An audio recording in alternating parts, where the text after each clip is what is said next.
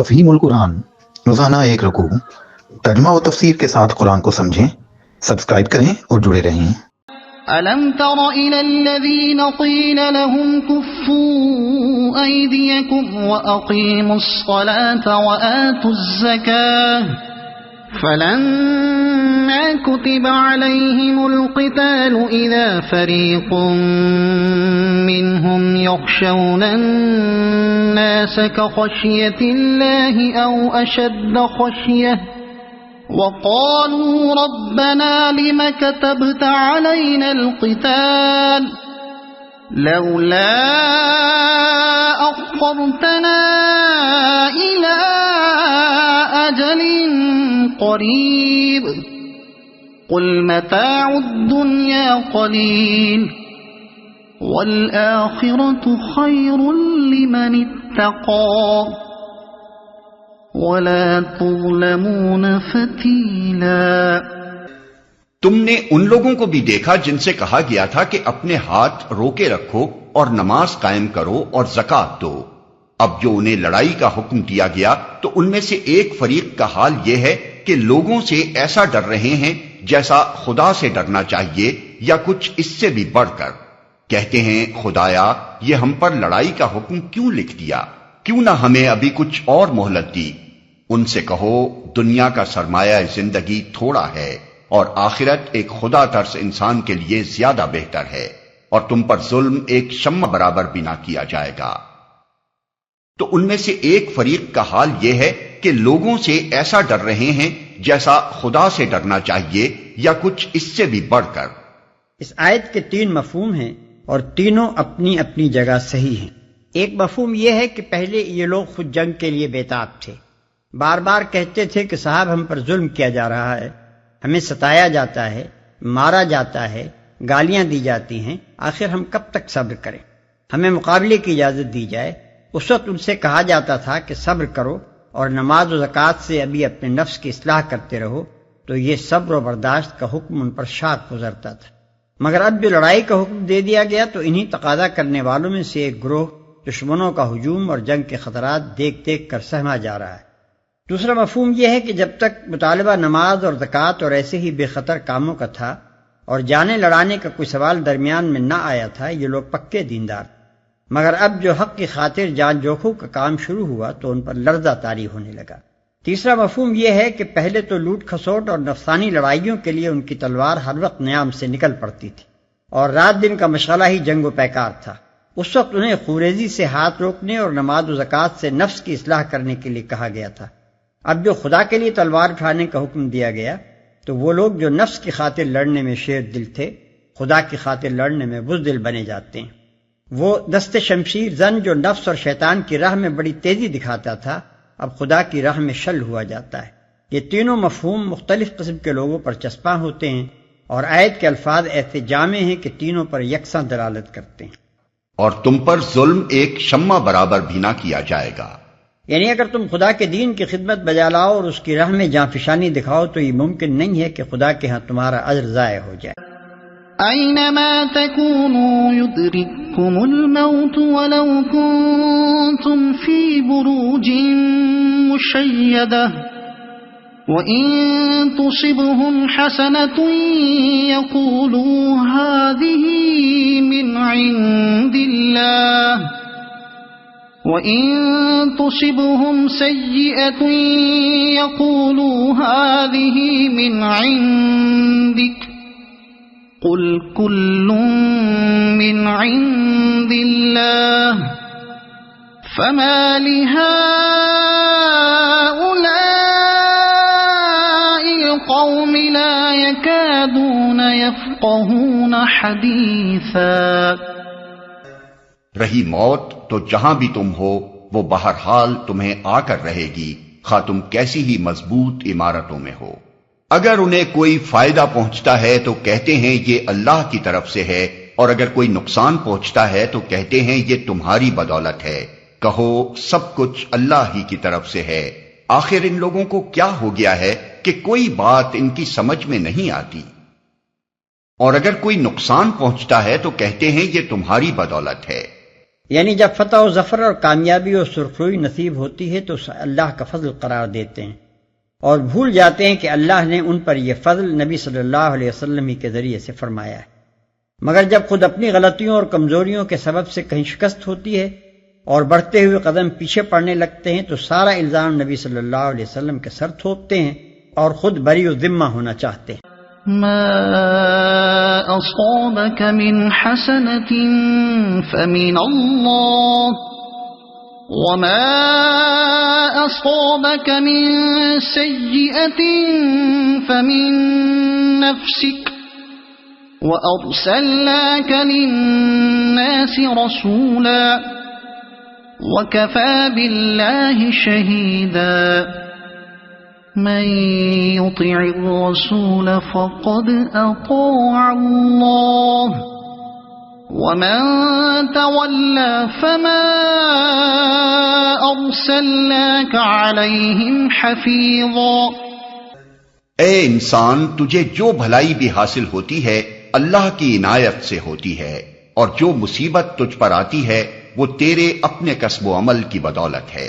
اے محمد، ہم نے تم کو لوگوں کے لیے رسول بنا کر بھیجا ہے اور اس پر خدا کی گواہی کافی ہے۔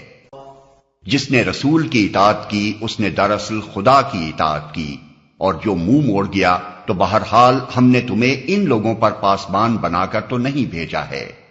یعنی اپنے عمل کے یہ خود ذمہ دار ہیں، ان کے اعمال کی باز پرس تم سے نہ ہوگی۔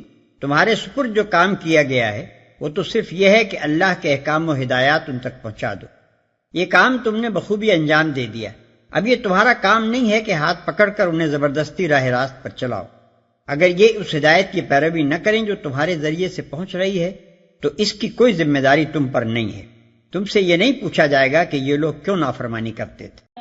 وَيَقُولُونَ طَاعَةٌ فَإِذَا بَرَزُوا مِنْ عِنْدِكَ بَيَّتَ طَائِفَةٌ مِّنْهُمْ غَيْرَ الَّذِي تَقُولُ وَاللَّهُ يَكْتُبُ مَا يُبَيِّتُونَ فَأَعْرِضْ عَنْهُمْ وَتَوَكَّلْ عَلَى اللَّهِ وَكَفَى بِاللَّهِ وَكِيلًا أَفَلَا يَتَدَبَّرُونَ الْقُرْآنَ وَلَوْ كَانَ مِنْ عِنْدِ غَيْرِ اللَّهِ لَوَجَدُوا فِيهِ اخْتِلَافًا كَثِيرًا۔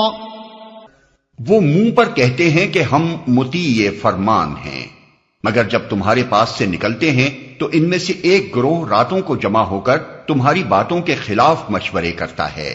اللہ ان کی یہ ساری سرگوشیاں لکھ رہا ہے۔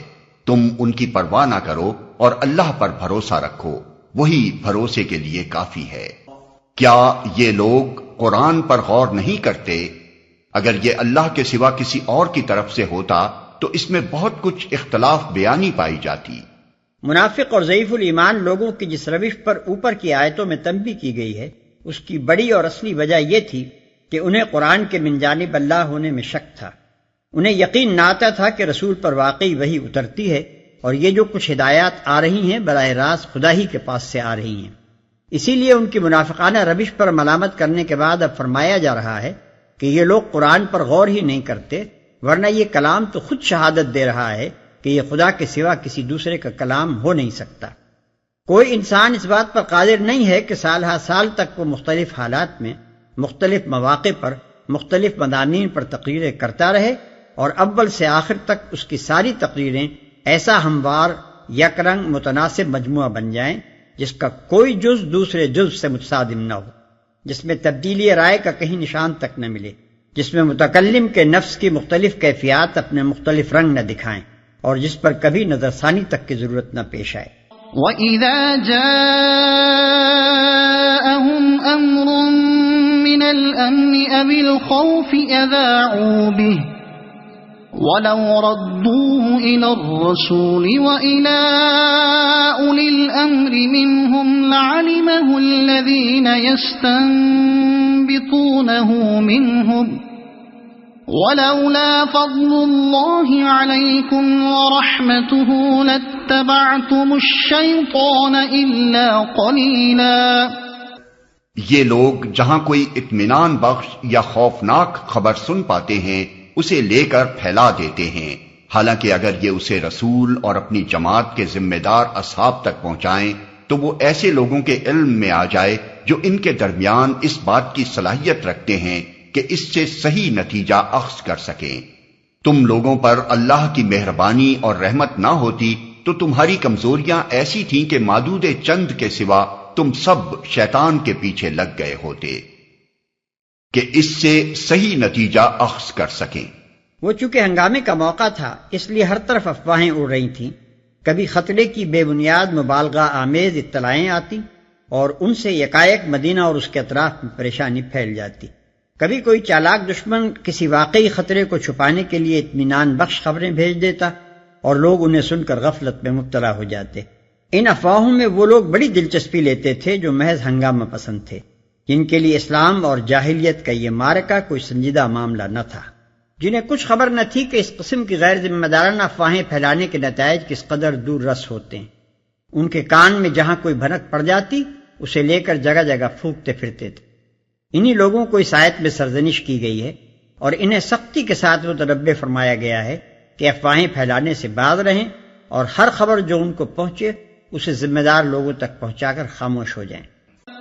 فقاتل فی سبیل اللہ لا تکلف الا نفسك وحرض المؤمنین عسى الله ان يكف بأس الذين كفروا والله اشد بأسا واشد تنكيلا من يشفع شفاعة حسنة يكن له نصيب منها ومن يشفع شفاعة سيئة يكن له كفل منها وكان الله على كل شيء مقيتا۔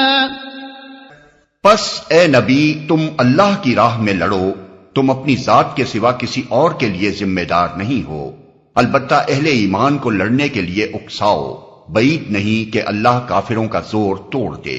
اللہ کا زور سب سے زیادہ زبردست اور اس کی سزا سب سے زیادہ سخت ہے۔ جو بھلائی کی سفارش کرے گا وہ اس میں سے حصہ پائے گا اور جو برائی کی سفارش کرے گا وہ اس میں سے حصہ پائے گا، اور اللہ ہر چیز پر نظر رکھنے والا ہے۔ جو برائی کی سفارش کرے گا وہ اس میں سے حصہ پائے گا، یعنی یہ اپنی اپنی پسند اور اپنا اپنا نصیب ہے کہ کوئی خدا کی راہ میں کوشش کرنے اور حق کو سربلند کرنے کے لیے لوگوں کو ابھارے اور اس کا اجر پائے، اور کوئی خدا کے بندوں کو غلط فہمیوں میں ڈالنے اور ان کی ہمتیں پست کرنے اور انہیں اعلاء کلمت اللہ کی سعی و جہد سے باز رکھنے میں اپنی قوتیں صرف کرے اور اس کی سزا کا مستحق بنے۔ وَإِذَا حُيِّيتُم بِتَحِيَّةٍ فَحَيُّوا بِأَحْسَنَ مِنْهَا أَوْ رُدُّوهَا إِنَّ اللَّهَ كَانَ عَلَى كُلِّ شَيْءٍ حَسِيبًا۔ اللہ لا الہ الا هو لَيَجْمَعَنَّكُمْ إِلَى يَوْمِ الْقِيَامَةِ لَا رَيْبَ فِيهِ وَمَنْ أَصْدَقُ مِنَ اللَّهِ حَدِيثًا۔ اور جب کوئی احترام کے ساتھ تمہیں سلام کرے تو اس کو اس سے بہتر طریقے کے ساتھ جواب دو، یا کم از کم اسی طرح۔ اللہ ہر چیز کا حساب لینے والا ہے۔ اللہ وہ ہے جس کے سوا کوئی خدا نہیں ہے، وہ تم سب کو اس قیامت کے دن جمع کرے گا جس کے آنے میں کوئی شبہ نہیں، اور اللہ کی بات سے بڑھ کر سچی بات اور کس کی ہو سکتی ہے۔ اس سے بہتر طریقے کے ساتھ جواب دو، یا کم از کم اسی طرح۔ اس وقت مسلمانوں اور غیر مسلموں کے تعلقات نہایت کشیدہ ہو رہے تھے، اور جیسا کہ تعلقات کی کشیدگی میں ہوا کرتا ہے، اس بات کا اندیشہ تھا کہ کہیں مسلمان دوسرے لوگوں کے ساتھ کج خلقی سے نہ پیش آنے لگے، اس لیے انہیں ہدایت کی گئی کہ جو تمہارے ساتھ احترام کا برتاؤ کرے اس کے ساتھ تم بھی ویسے ہی بلکہ اس سے زیادہ احترام سے پیش آؤ۔ شائستگی کا جواب شائستگی ہی ہے، بلکہ تمہارا منصب یہ ہے کہ دوسروں سے بڑھ کر شائستہ بنو۔ ایک داعی و مبلغ گروہ کے لیے جو دنیا کو راہ راست پر لانے اور مسلک حق کی طرف دعوت دینے کے لیے اٹھا ہو، درست مزاجی، ترش روئی اور تلخ کلامی مناسب نہیں ہے۔ اس سے نفس کی تسکین تو ہو جاتی ہے، مگر اس مقصد کو الٹا نقصان پہنچتا ہے جس کے لیے وہ اٹھا ہے۔ یعنی کافر اور مشرک اور ملحد اور دہریے جو کچھ کر رہے ہیں اس سے خدا کی خدائی کا کچھ نہیں بگڑتا۔ اس کا خدائے واحد اور خدائے مطلق ہونا ایک ایسی حقیقت ہے جو کسی کے بدلے بدل نہیں سکتی۔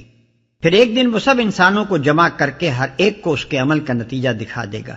اس کی قدرت کے احاطے سے بچ کر کوئی بھاگ بھی نہیں سکتا، لہذا خدا ہرگز اس بات کا حاجت مند نہیں ہے کہ اس کی طرف سے کوئی اس کے باغیوں پر جلے دل کا بخار نکالتا پھرے اور کچ خلقی اور ترش کلامی کو زخم دل کا مرہم بنائے۔ یہ تو اس آیت کا تعلق اوپر کی آیت سے ہے، لیکن یہی آیت اس پورے سلسلہ کلام کا خاتمہ بھی ہے جو پچھلے 2-3 رکوعوں سے چلا آ رہا ہے۔ اس حیثیت سے آیت کا مطلب یہ ہے کہ دنیا کی زندگی میں جو شخص جس طریقے پر چاہے چلتا رہے اور جس راہ میں اپنی کوششیں اور محنتیں صرف کرنا چاہتا ہے کیے جائے، آخر کار سب کو ایک دن اس خدا کے سامنے حاضر ہونا ہے جس کے سوا کوئی خدا نہیں ہے۔ پھر ہر ایک اپنی صحیح و عمل کے نتائج دیکھ لے گا۔ اگر آپ کو یہ ویڈیو پسند آئی ہو تو اسے لائک کریں، دوسروں تک پہنچانے کے لیے شیئر کریں، اور مزید ایسی ہی معلوماتی ویڈیوز کے لیے ہمارے چینل عبد المالک ہاشمی کو سبسکرائب ضرور کریں۔ نئی اپڈیٹس کے لیے بیل آئیکن دبائیں تاکہ آپ کو ہماری ہر نئی ویڈیو بر وقت مل سکے۔ آپ کی حوصلہ افزائی ہمیں مزید بہترین مواد بنانے میں مدد دے گی۔ شکریہ۔